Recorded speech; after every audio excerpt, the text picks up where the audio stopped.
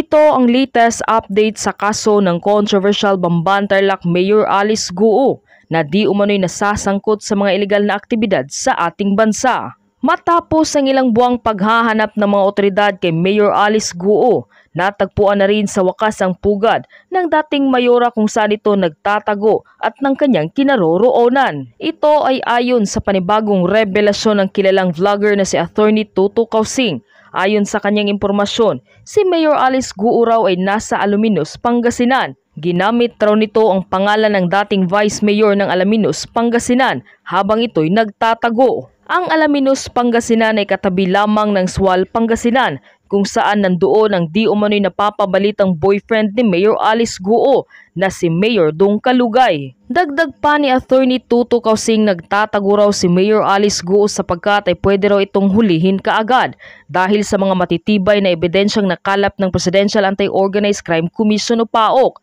pati na ang National Bureau of Investigation at ng COMELEC. Ayon pa sa panibagong impormasyon ni Attorney Tuto Causing, lumipat na raw si Mayor Alice Guo sa Coron, Palawan at maaari na raw itong nasa Botswana na. Sa ibinahaging video ni Attorney Tuto Causing, makikita umanong lumabas si Mayor Alice Guo mula sa isang puting sasakyan na Ford Ranger, nakasuot ng asol na t-shirt at tila ba ito ay pumayat. Ayon pa kay Attorney Tuto Causing, ang lalaki raw na driver na kasama ng alkalde na nakasuot ng puting t-shirt ay si Willie Ong. Ngunit binanggit niya na hindi umano siya sigurado na si Willie Ong talaga ito. Samantala sa isa pang video na ibinahagi ni Attorney Tuto Causing, ang warehouse naman na ito ay kuha noong June 28, 2024 na bandang alas 11 ng umaga. Ito raw ay kuha sa Marilao, Bulacan. Makikita naman ang nasabing warehouse na may dumating na puting sasakyan na Ford Ranger. At ang lumabas umano sa nasabing sasakyan ay si Mayor Alice Guo kasama ang di umano'y si Willie Ong. Si Willie Ong ang itinuturing may-ari ng warehouse na ito sa Mexico, Pampanga, kung saan nahulihan ng iligal na droga na nagkakahalaga ng 3.6 billion pesos. Narito ang buong pahayag ni Attorney Tuto Causing. Panuurin, pakinggang mabuti at kayo na ang bahalang humusga. Ngunit bago tayo magpatuloy, huwag kalimutang i-like, share, subscribe, and click the notification bell for more updates and for more upcoming videos. Maraming salamat! Ang ating pag-usapan po sa ngayon, may latest ako na nakuha na balita kung saan si Alice Guo. Noong isang araw, nabalitaan ko at mula sa A1 information na si Alice Guo ay nasa ano po siya, nasa Alaminos, Pangasinan, Alaminos City, at doon siya sa lupak na kabili ng lupa. At ginamit niya ang pangalan ng anak ng dating vice mayor doon at nagtatago sila. At yun katabi lang pala yun na Sual, Pangasinan, na kung saan andoon yung mayor, nandoon yung kanyang sinasabing boyfriend na si Mayor Dong Kalugay. So yan po ang na narinig natin sa ating iwan na info. At siyempre importante po sa kay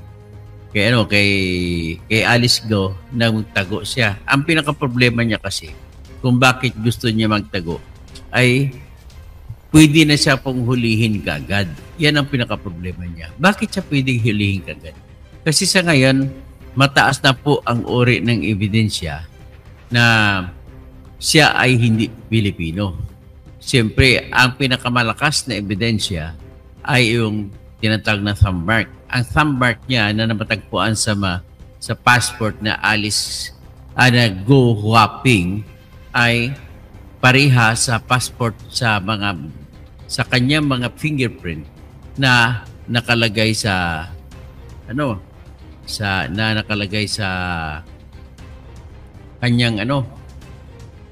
kanyang passport na sa kanyang mga certificate of candidacy ng Alice Guo. So kung magkapareho ang fingerprint, science na po yan ng dactyloscopy na walang kahit magkakambal ay hindi pwede magkapareho ang kanilang fingerprint. At kung magkapareho, ibig sabihin, the same person yan. So, si Alice Guo na ayon sa aking pinakahuling A1 info, no, Nung ibig sabihin, lumalagi din siya doon sa Alaminos, siyempre nabisto ko na, ay lumipat na rin siya sa Coron, Palawan. So ibig sabihin, pag sa Coron, maaring doon lang siya sa Busuanga. At paligo-ligo lang sa resort, so maramang iyan ang kanyang ginagawa. So anyway, ang isa pa dito ay ito, meron ako ipakita sa inyo na video na kung saan makikita nyo na si Alice Go ay bumaba na sasakyan. Ito po si Alice Go ito na sumasakay sa Ford Ranger. So, yan, ipi-play natin. Yan, si Alice Go, makita nyo dyan. O, yan, magbubukas. O, si Alice Go. Yan o, si Alice Go. Yan. Pumayat ba siya? O, yan, Ford Ranger yan. Oh, ang lalaking yan na nagmamaneho ay si Willie Ong. Ang hindi ko lang maklaro kung si Willie Ong ba talaga yan o driver. Hindi mo ako sandali. Okay. Oh, yan. So, yan po si Alice Go. Bumalik pa siya sa sasakyan. Hindi siya sa sasakyan bumalik. Pumasok siya sa Ipakita ko sa inyo ang mas malaking frame na video at makita nyo na pumasok siya sa warehouse. Itong warehouse naman ito ay kuha ito noong June 28, alas 9:11 ng umaga. At June 28, 2024, ito ay kinuha doon sa Marilao, Bulacan. Ito po yun, warehouse sa Marilao, Bulacan. Una, makikita nyo meron nakaparada na kotse. Tapos darating dyan yung puti na Ford Ranger. At ang darating na puti na Ford Ranger, ang lalabas dyan ay si Alice Go sa kanan. May lalabas na driver sa kaliwa. Pero ang pakiwari ko, tingin ko parang ito si Willie Ong, yung may-ari ng Empire 999. So yan. Kita mo, ang lalaki ng mga building ni Alice Go kung saan siya, ibig sabihin, saan ba kumukuha ng pera itong taong ito? Ayan.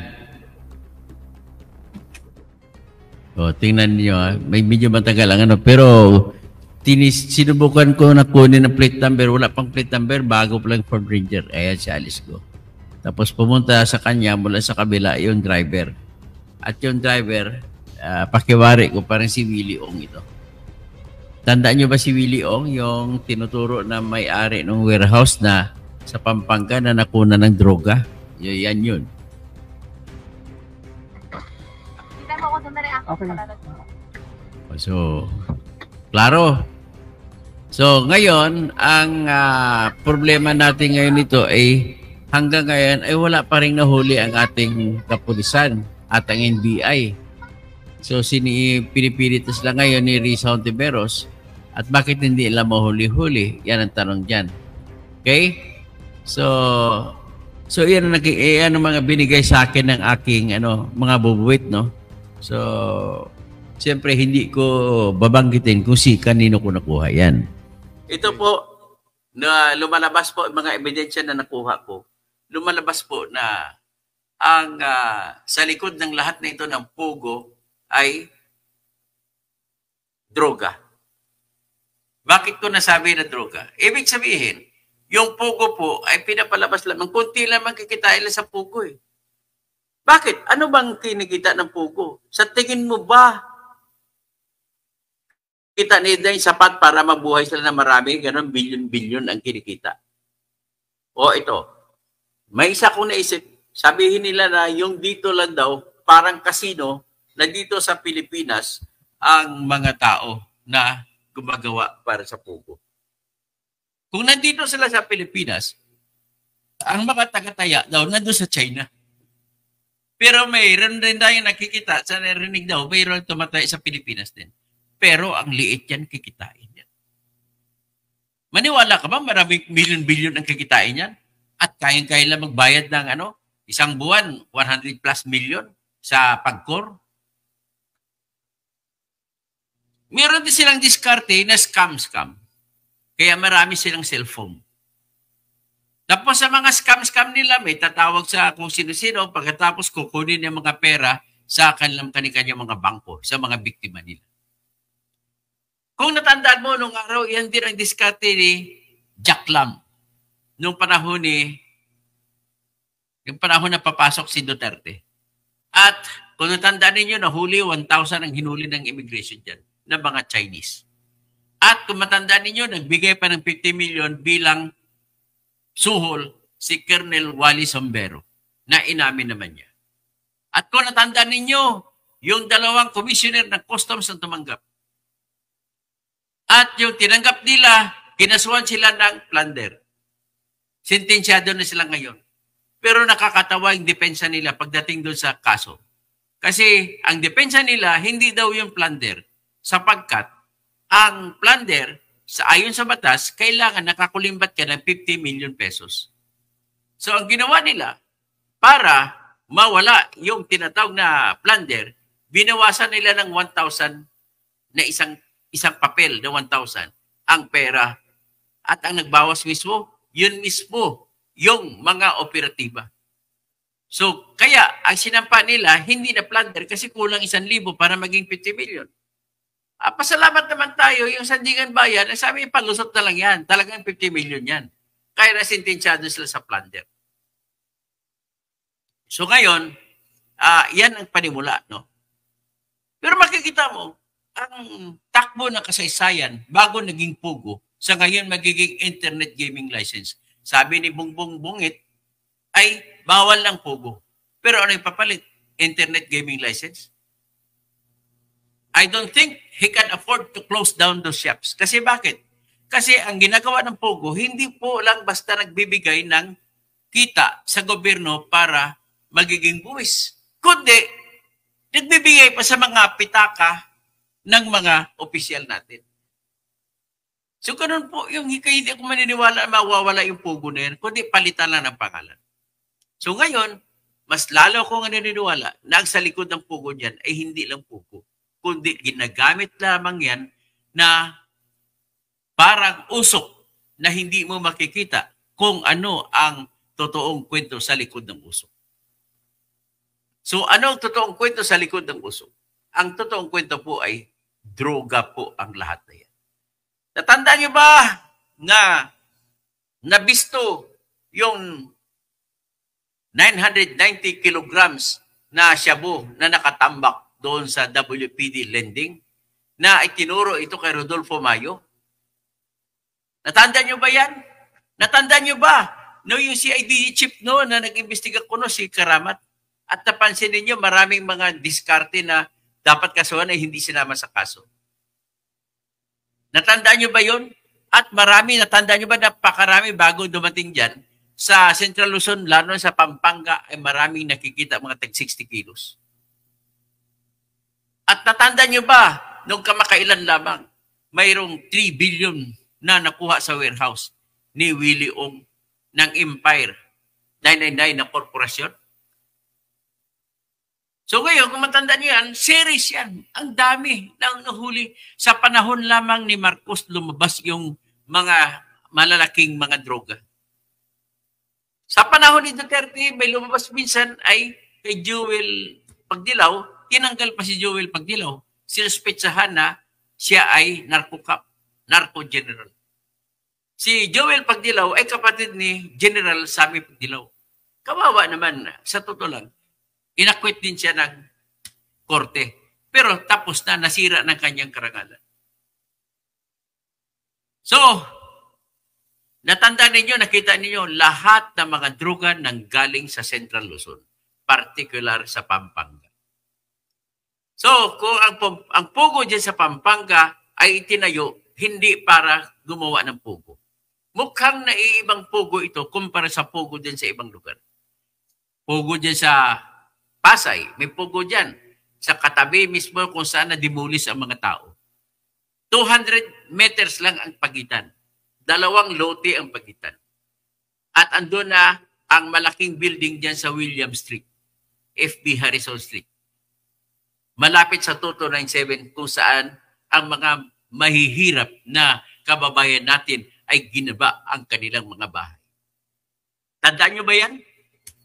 Natandaan nyo ba na marami pa sa Baguio na kinuha at doon din galing mga Chinese characters ang nakalagay. Ngayon, meron akong hindi pa na bulgar at ngayon ibubulgar ko na nakausap ko ang ilan sa mga security guard doon sa Bambanpugo. At sinabi sa akin na ilang beses na may dumarating ng mga 40-footer na mga van ng truck na nagbaba ng mga karga na kung titingnan mo ay may mga karakter ng Chinese. Ang suspetsa nila, iyon daw yun, parang iyon daw yun nakita nila sa mga nahuli. So, droga, ibinabao doon sa tunnel sa ibaba. Doon nila tinatago. So, magtataka ka makapagbigay sila mga bilyon-bilyon. Ibig sabihin, saan ang galing? Kaya ba ng kikitain ng pugo yan? Ang style ng pugo, lukuhan? Hindi ako maniwala. May kinikita nga pero konti. Kaya nangyari, talagang ang totoong negosyo nila ni Alice Go at saka sa Purak, kasi pinoprotektahan ni Lito Lapid, ni Bong Pineda, ni Dennis Delta Pineda na gobernador ng Pampanga at ni Lilia Pineda na kanyang nanay na vice-gobernador ng Pampanga ay actually droga. Hindi ko lang alam kung alam ni Bong Pineda yan.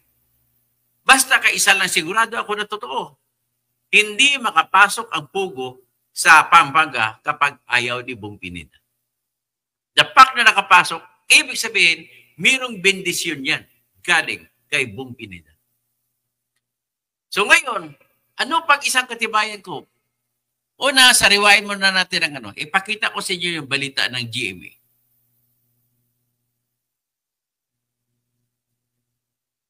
Sa balitang ito, makikita mo na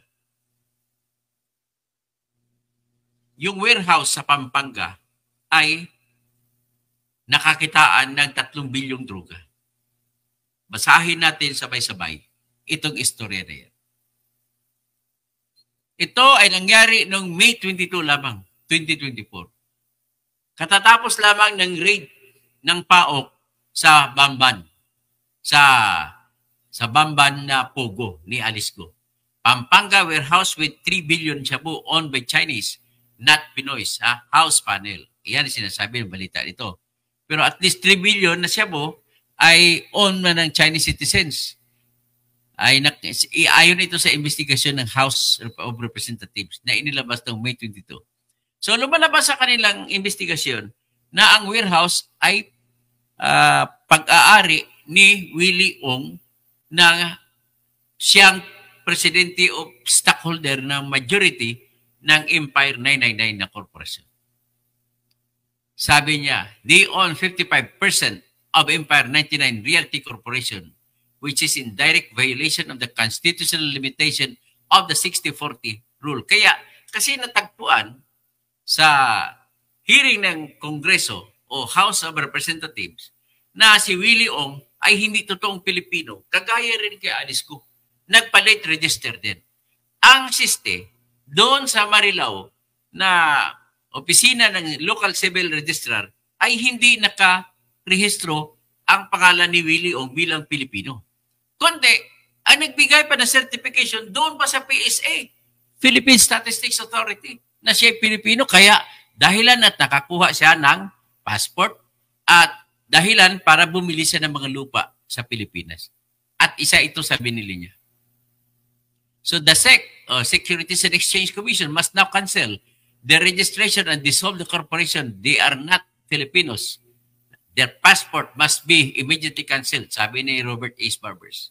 So the House panel also said Ong's birth was registered late, similar to the case of embattled Bamban Tarlac Mayor Alice Go. The PSA, or Philippine Statistics Authority, confirmed his existence not by a certificate of live birth, but by a mere certification allegedly issued by a local service civil registrar in Mikawayan. Mikawayan pala, hindi sa Marilao. Mikawayan, Bulacan, dated August 31, 2001. The certification states that one Willie Ong was born there on May 29, 1977. So halos kasing edad ni Alice Go. So, said Barbers, according to PSA representatives, the birth certificate of Willie Ong loaded in our system is based on the endorsement letter that we received from the former LCR, which was dated August 13, 2003. Ong did not appear before the legislative inquiry as he is believed to have fled the country in October 2023 by using a Chinese passport and fake identity. Kai Kiming, yun ang pangalan ni Willie Ong. Kai Kiming, born on July 24, 1977, departed for Hong Kong on October 10, 2023, the day after we started this investigation, sabi niya ni Barbers. Okay? Pero, ito naman ngayon, at ang sinasabi niya ay mukhang hindi angkop sa tinatawag na ebidensya na nakuha natin. Okay? Yung ebidensya na nakuha natin ay kinuha ito nitong May 2024 na nagpapakita ng mukha ni Willie Ong. So ipapalabas natin ngayon. So ito po ang aking basihan para magsabi na ang negosyong pogo ay hindi pogo kundi droga.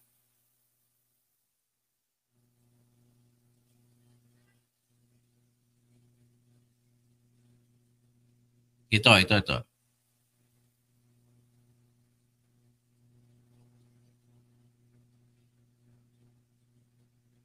Tingnan ninyo.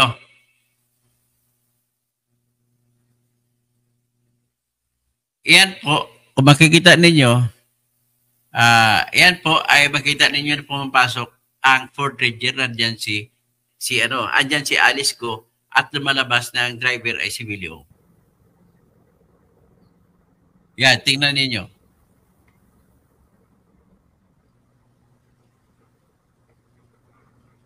Yan. May darating yung yan na ngayon ang tinatawag na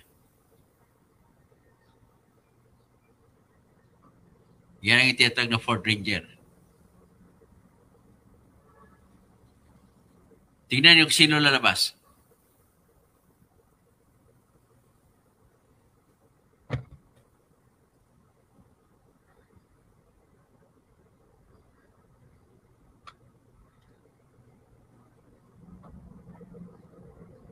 Yan, tingnan nyo. Yang warehouse na yan ay sa Marilao, Bulacan yan. Napakalaking warehouse. O yan, nabukas ang pintuan. O yan, si Alice Go, lumabas. Ayan, si Willie Ong ang mukha niya, no?